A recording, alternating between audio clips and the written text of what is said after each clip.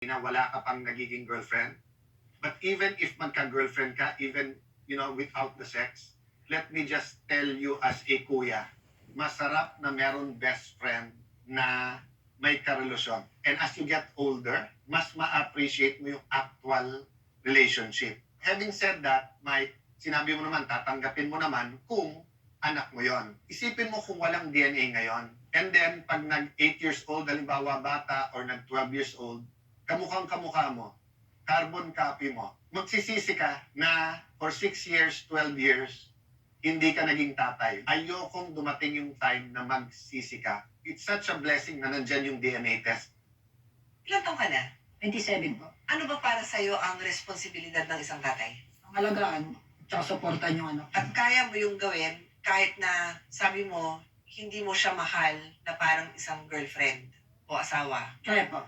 Ikaw naman, Catherine, kaya mo bang tanggapin ang kanyang suportang balak niyang ibigay sa anak niya, kung anak nga niya, pero walang halong pagmamahal sa'yo? Okay. Suporta at pagmamahal lang sa bata. Opo. Kaya mo bang isang tabi ang iyong emosyon basta lang maging isang magbuting tatay siya sa anak mo? Kaya mo? Opo. Kaya ko po para sa anak ko.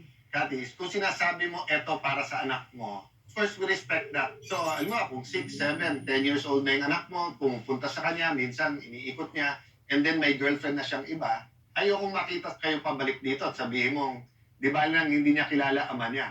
Kasi in that case, lalabas nga yung sinabi ni ate kanina, na ano bang hinahabol mo para sa anak mo o sa'yo.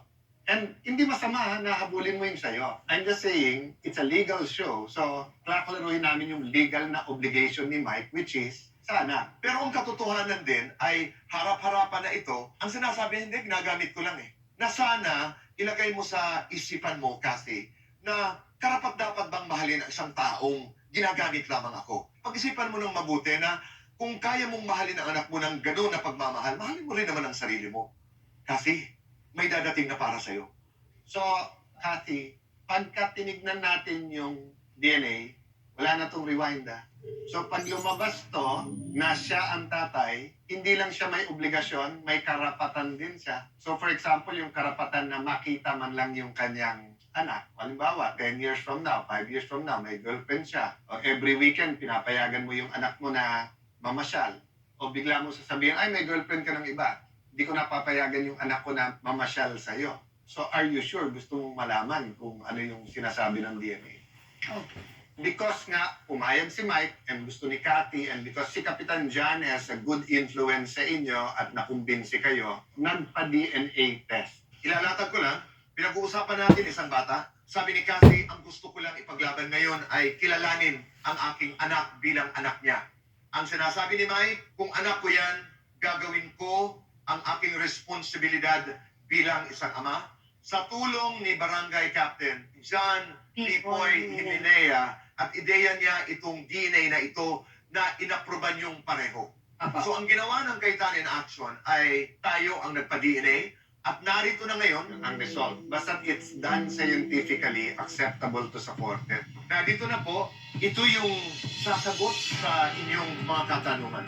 At dito magsisimula ang inyong bagong buhay. Si CJ ba ay anak ni Mike kay Cassie? Malalaman natin. Before mo buksan yan, ulitin ko one more time. Handa ka ba sa resulta nito? Handa po.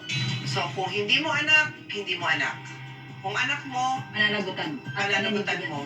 Before we proceed, I just want to read kay Mike at para marinig din ni Catherine. By law, dinidefine ng batas natin kung ano yung obligation ng parent. The family code is very clear. According to Article 220, ang obligation mo is to keep them in your company, kasama nyo, to support, to educate, to instruct them by right precepts and good examples. So, kailangan mabuhay ng tama. So, yung inaamin mong gawain mo na nagpupunta ka sa mga lugar na ginagamit mo babae, hindi magandang example yon. Ayusin mo yung buhay mo kasi obligasyon mo yun sa batas.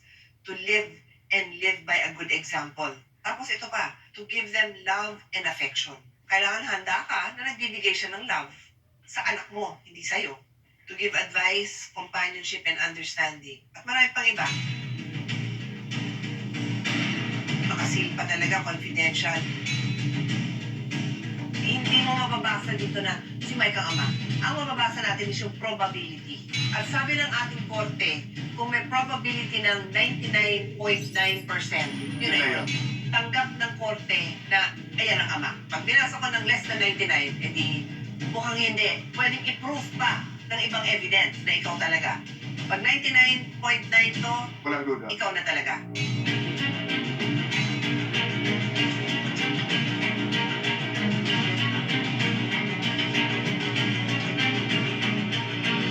Okay, nandito ang mother, name ng anak, name ng ini-issue na father. Probability of paternity.